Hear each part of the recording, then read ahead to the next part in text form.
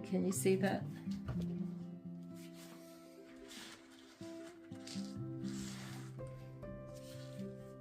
I think you can. Oh Lord, this is a serious workout.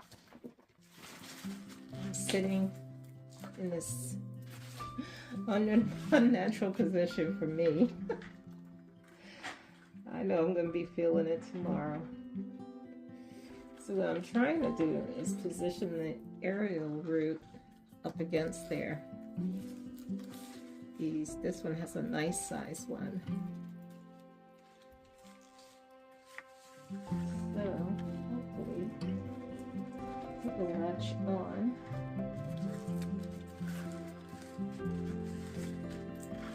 This is never coming out of here. Hope you know that.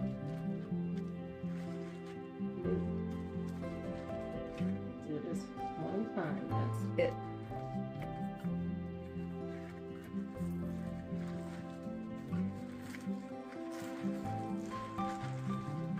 Okay.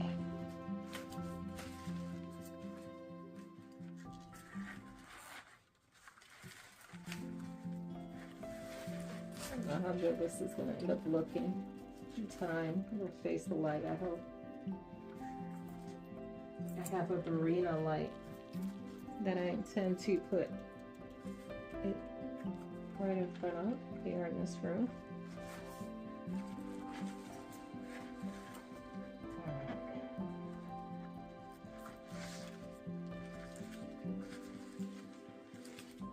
This will have to do.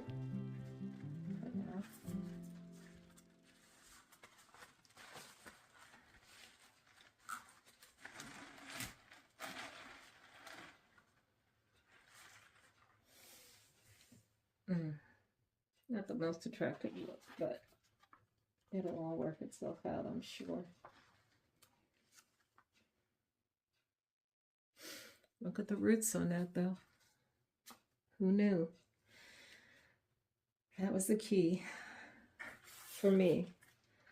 I'm not the greatest when it comes to Monstera.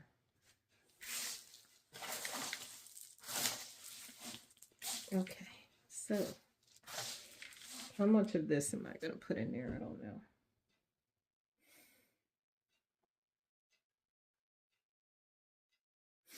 I do like all that charcoal I have in here. More of that in there. I don't like sphagnum moss, as I just said. I realized how it affected my respiratory system immediately. I'm not feeling that. Sorry.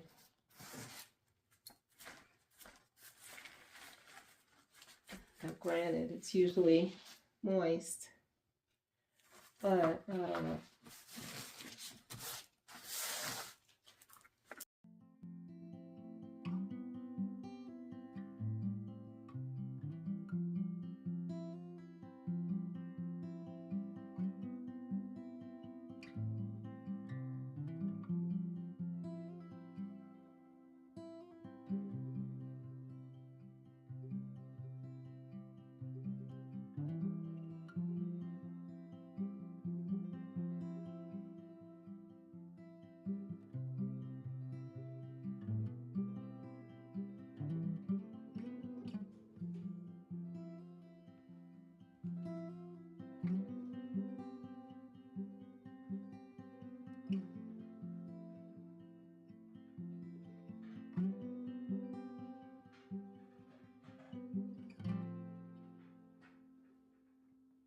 Honestly, I had totally forgotten about this.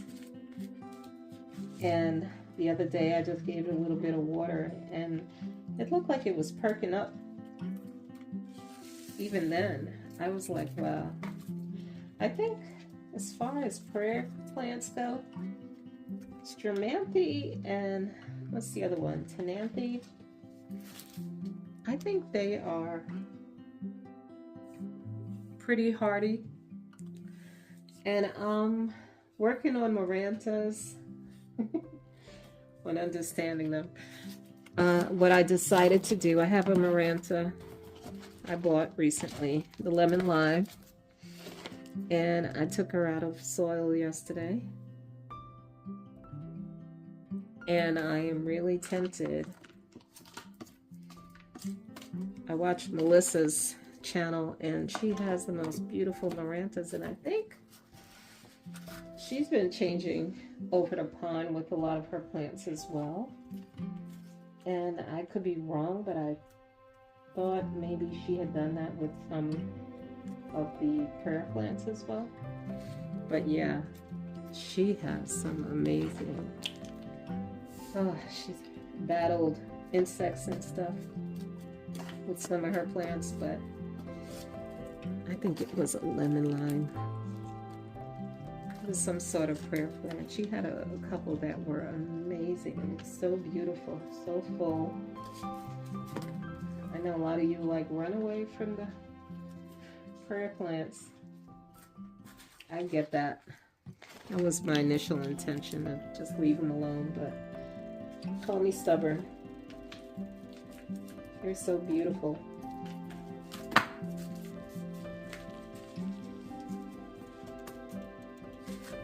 They really are. But I have a couple of prayer plants, calatheas, and they are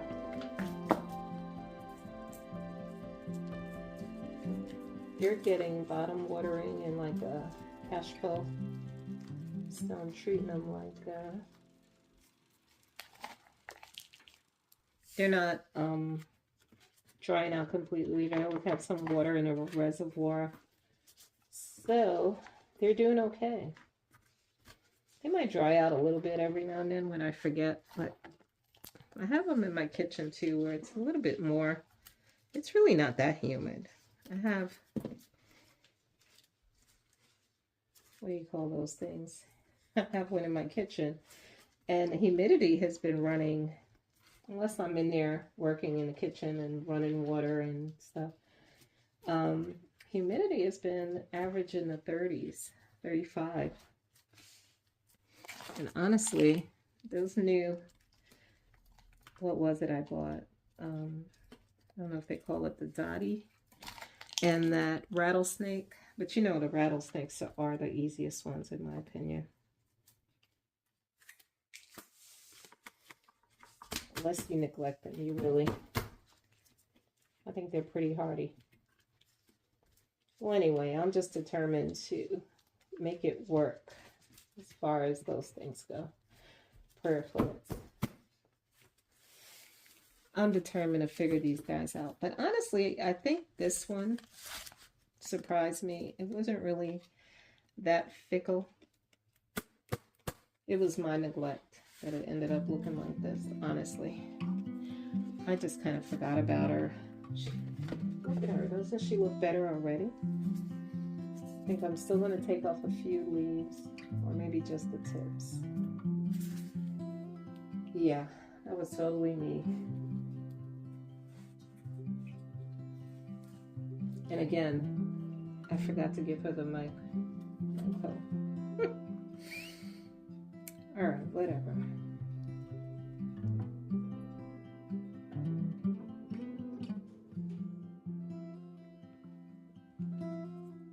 Thank you for watching. See you in the next plant chore video.